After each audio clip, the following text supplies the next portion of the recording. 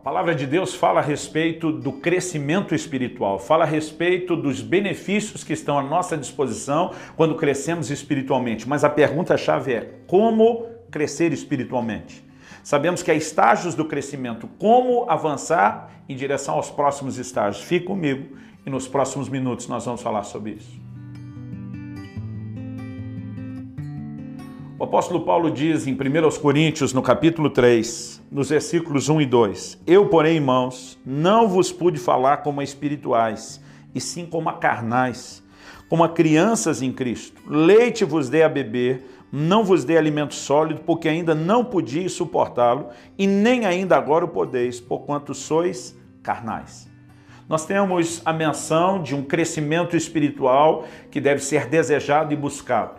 Nós sabemos que sem o crescimento espiritual, sem alcançarmos a maturidade, não vamos poder usufruir da herança. Por mais extraordinária, rica, espetacular e mensurável que seja a herança, o acesso a ela é a maturidade. Agora, para que cheguemos à maturidade, há um caminho. E nós precisamos entender que o crescimento espiritual não apenas tem fases distintas. A Bíblia fala sobre meninos recém-nascidos, a Bíblia usa o termo criancinhas, a Bíblia fala de jovens e a Bíblia fala dos adultos e, em especial, daqueles que vão se tornando pais. Para que a gente siga nessas fases, nesses processos de crescimento, porque o reino tem crescimento, algo que eu e você precisamos entender é que só o tempo não vai resolver aquilo que eu e você precisamos. No natural, à medida que os anos passam, nós temos uma resposta do corpo de crescimento. O hormônio do crescimento, o avanço, o progresso, o amadurecimento físico acontece com o tempo. Espiritualmente falando, o tempo é necessário, mas o tempo por si não resolve tudo.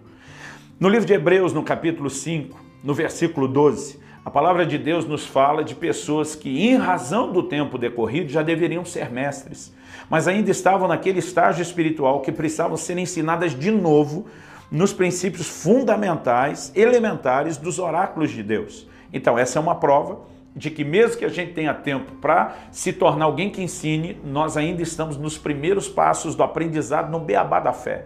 Então, só o tempo não resolve tudo, embora ele também seja necessário para o crescimento. Logo, o que eu e você precisamos fazer para crescer?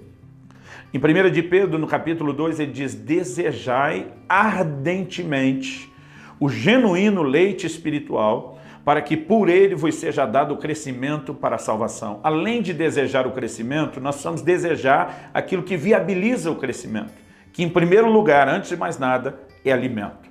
Quando ele fala de desejar o leite espiritual, ele está falando de uma dieta específica. O texto que nós lemos anteriormente, em 1 Coríntios 3, mostra que as crianças elas têm que permanecer no leite. Inicialmente o leite materno, obviamente depois outros leites, como leite de vaca, vão sendo introduzidos em algumas dietas, mas o que essa criança não pode, nesse estágio, é alimento sólido. Eu não consigo imaginar um pai dizendo para a mãe de um garoto de 2 ou 3 meses, né? Está na hora de nós introduzirmos essa criança numa feijoada. Ninguém faria isso no natural. E também isso não vai acontecer no espiritual. Para cada fase, e já demonstramos anteriormente que existem fases do crescimento. O recém-nascido precisa de leite. A criança ainda não pode entrar em todo e qualquer alimento sólido, mas com o tempo nós podemos ir mudando a dieta dentro de cada fase. Mas o que toda fase tem em comum é necessário alimento. Sem alimento não há crescimento. E a pergunta é: qual é o alimento espiritual que nós precisamos? Em Mateus 4,4, o Senhor Jesus diz: nem só de pão viverá o homem, mas de toda a palavra que sai da boca de Deus. O pão é aquilo que o nosso corpo necessita, o alimento natural é o que o nosso corpo precisa, não apenas para a sobrevivência, mas para o seu desenvolvimento. Nós precisamos entender que espiritualmente não é diferente. O nosso alimento espiritual é a palavra de Deus. Não há como pensar em viver vida cristã sem o envolvimento com a palavra de Deus. Não se trata apenas de buscar um conhecimento que nos ajude a ser maduros. A palavra é o alimento que nos fará crescer em todas as áreas. Nós precisamos entender que em alguns momentos ele é chamado de alimento da fé. A palavra de Deus é chamada dessa forma, porque vai fortalecer áreas específicas da vida cristã. Então, por exemplo, em 1 Timóteo 4,6, Paulo diz ao seu discípulo: você será nutrido, alimentado pelas palavras de fé que pregamos. Em Romanos 10:17, a Bíblia diz: a fé vem por ouvir e ouvir a palavra de Cristo. Mas a palavra, embora alimente a fé, ela não alimenta só esse departamento da vida espiritual. Ela é um alimento para o nosso espírito de uma forma completa. É o que eu e você precisamos para o crescimento. E sem nos envolvermos com a palavra, não teremos tudo aquilo que precisamos. Aliás, nós precisamos entender que não só precisamos de alimento, para que a gente passe de fase da infância para a juventude, da juventude para a varonilidade ou a fase adulta, mas nós também precisamos entender que cada fase tem o seu próprio alimento. A declaração de Paulo que vimos inicialmente, ele diz: eu não pude falar a vocês como espirituais, e sim como a carnais, como crianças em Cristo. Ele mostra que esse comportamento da carnalidade mostra o estágio onde eles estavam. Então, se eram crianças, ele diz: eu só pude dar leite espiritual. Ele diz: e mesmo agora, eu não dei alimento sólido, nem antes nem agora, porque vocês não podem suportar.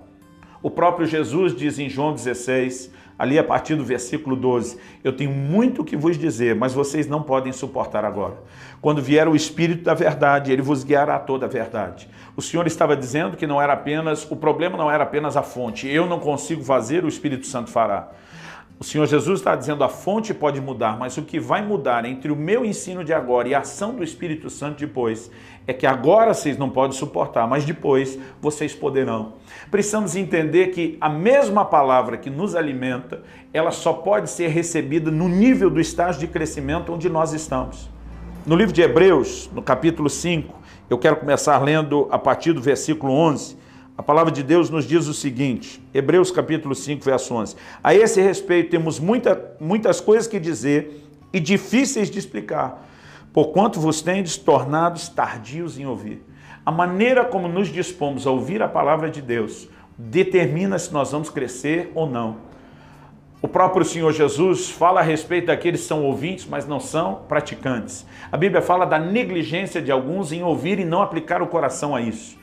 Isso faz com que essa pessoa não consiga passar para o próximo nível. Então, ele continua dizendo o seguinte, no final do versículo 12, vos tornastes como necessitados de leite e não de alimento sólido.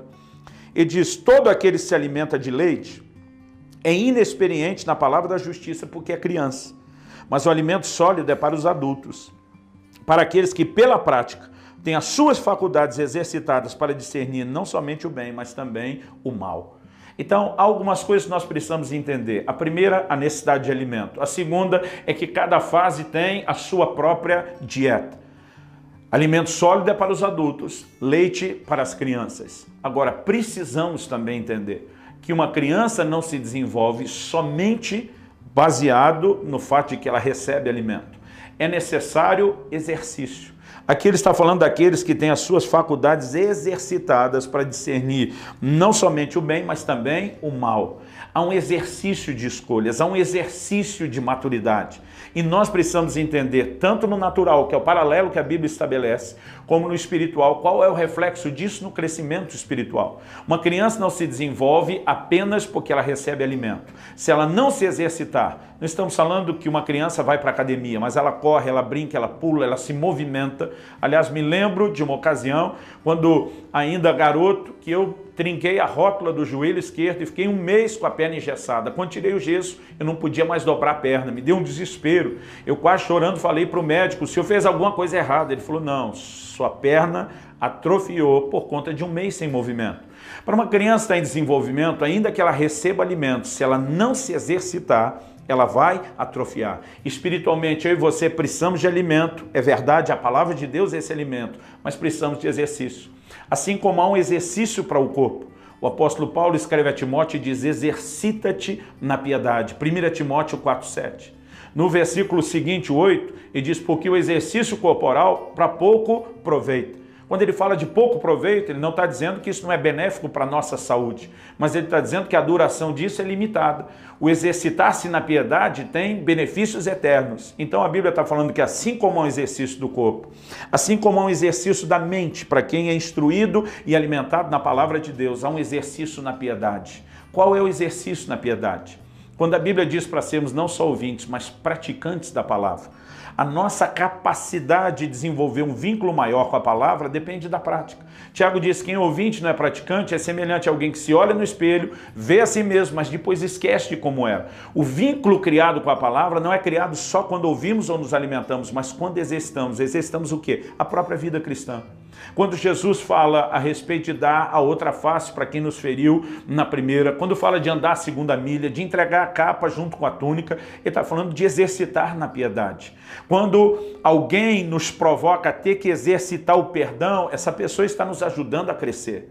As disciplinas diárias, devocionais, a oração, o envolvimento com a palavra, a adoração, o testemunhar, o falar da fé, é o exercício que, combinado com o alimento, nos fará crescer. Portanto, não basta apenas pensar em frequentar cultos ou acompanhar aquilo que é ensinado através da internet. Você pode até se alimentar e, mais importante do que ouvir os outros, do que nos ouvir, é que você se alimente da fonte, leia a Bíblia, faça isso todos os dias, tire tempo com Deus todos os dias. Mas se você não se exercitar na piedade e não decidir praticar a palavra de Deus todos os dias, não adianta ter apenas o alimento. A combinação dessas duas coisas são a receita para o seu crescimento, para que você passe de uma fase para outra, até alcançar aquilo que Deus planejou, a estatura do varão perfeito, a perfeita varonilidade. Que a graça do Senhor seja contigo e que você não apenas entenda como crescer, mas que você haja em cima daquilo que ouviu e garanta o seu crescimento em nome de Jesus.